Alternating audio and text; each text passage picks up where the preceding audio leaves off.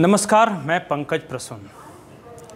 बन्ना गुप्ता ने सरयू राय के खिलाफ रांची के डोरंडा थाना में एफआईआर दर्ज करवाया है। यह खबर थोड़ी पुरानी हो गई। दरअसल क्या हुआ था कि जमशेदपुर में भी उन्होंने कोर्ट में मानहानि का मुकदमा दर्ज कराया था सरयू राय के खिलाफ, लेकिन कोर्ट ने यह कहा कि ये उचित प्लेटफॉर्म नहीं है, आप प्रॉपर तरीके से आइए। और उसके बाद रांची के डोरंडा थाना में स्वास्थ्य विभाग के एक अवर सचिव हैं, उन्होंने ऑफिशियल सीक्रेट एक्ट के तहत सरयू राय के खिलाफ एफआईआर दर्ज कराई है। पहले आइए आपको सुनाते हैं कि सरयू राय ने इस एफआईआर पर क्या कुछ कहा और उसके बाद बातचीत आगे बढ़ाएंगे। हमारे ऊपर एफआईआर किया है, मंत्री के आदेश से किया है कि हमारे ऑफिस के फाइल से ये लोग कैसे डॉक्यूमेंट निकाल लिए, चोरी कर लिए, क्या कर लिए, उसी का एक एफआईआर किया है ऑफिशियल सीक्रेट एक्ट में।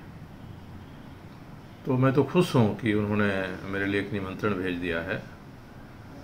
और ये लोग इतने मूर्ख भी हैं, और कहा जाता है कि कामातुरा नाम न भयम न लज्जा। जो कामातुर होता है उसको न डर होता है न लज्जा होती है।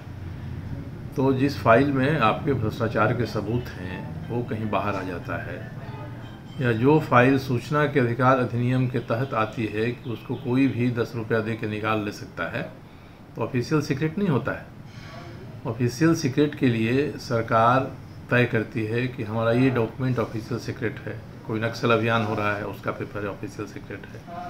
सरकार की वित्त व्यवस्था के बारे में कोई कम्युनिकेशन है जो सीक्रेट है, रिजर्व बैंक के साथ है, वो सीक्रेट है। तो ये इसमें कौन सा सीक्रेट है और किसने बता दिया इन लोगों को? पूरा स्वास्थ्य विभाग ही भ्रष्टाचार के नशे में है और वहाँ के कर्मचारियों पर भय व्याप्त है। इतनी सूचनाएं मिल रही हैं इनके हर एक योजना में भ्रष्टाचार की, और जब मैं उठा रहा हूं तो ये बौखला गए हैं। बौखलाहट में जो निर्णय होता है वो सही नहीं होता है। ये तो आपने सरयू राय की बातें सुन ली, लेकिन मैं कल से ऑफिशियल सीक्रेट एक्ट के बारे में पढ़ रहा था कि आखिर ये है क्या। कुल 2 धाराएं हैं ऑफिशियल सीक्रेट एक्ट में, धारा 3 और धारा 5, जिसके तहत किसी व्यक्ति पर कार्रवाई हो सकती है या गिरफ्तारी हो सकती है। धारा 3 देश की सुरक्षा से जुड़ा हुआ मामला है, जिसके तहत अगर आपने दुश्मन देश की जासूसों की मदद की है, या आपके किसी कृत्य से या बयान से सामाजिक सौहार्द को खतरा हो, या फिर आपने कोई बेहद सेंसिटिव डॉक्यूमेंट्स, खास करके डिफेंस, राष्ट्रीय सुरक्षा से जुड़ा हुआ, ब्रैकेट में लिखा हुआ है, अगर आपने उसे लीक करने की कोशिश की है, उसकी फोटोग्राफी वगैरह की है, उसका जेरोक्स किसी को दिया है, तो वैसे केस में गिरफ्तारी हो सकती है। दूसरी धारा है धारा 5, जो कि अंग्रेजों ने वर्नाकुलर प्रेस एक्ट के बाद लाया था। कई स्थानीय भाषाओं में यहाँ अखबार निकलते थे जिन्हें पढ़ना, जिनको मॉनिटर करना अंग्रेजों के लिए संभव नहीं था, और वो भारत की आज़ादी के बारे में और अंग्रेजों के खिलाफ काफ़ी कुछ लिख रहे थे। तो उन पर कंट्रोल करने के लिए धारा 5 लगाई गई, जिसके तहत 3-4 बातें कि अगर वैसी जगह पे जहाँ पे जाने की अनुमति न हो और वहाँ आप कैमरे के साथ इंटर करते हैं, तब आप पे ये एक्ट लगाई जा सकती है। या फिर आपने अपने वीडियो संदेश या अपने राइटअप्स के माध्यम से कुछ ऐसा किया जिससे सरकार को खतरा हो, या फिर आपके किसी कृत्य से समाज का जो संतुलन है वो गड़बड़ा रहा है, तब आप ये धारा लगाई जा सकती है।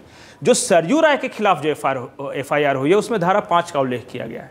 धारा 5 में जैसा मैंने आपको बताया कि वैसे किसी आपके कृत्य से जो सरकार में असंतुलन पैदा कर सकता हो, इसी को पकड़ाया उन्होंने। क्या स्वास्थ्य विभाग की फाइलें ऑफिशियल सीक्रेट एक्ट के तहत आती हैं? मुझे लगता है नहीं, क्योंकि ये आरटीआई के दायरे में है। कोई भी 10 रुपये का अप्लाई करके वो डॉक्यूमेंट्स हासिल कर सकता है।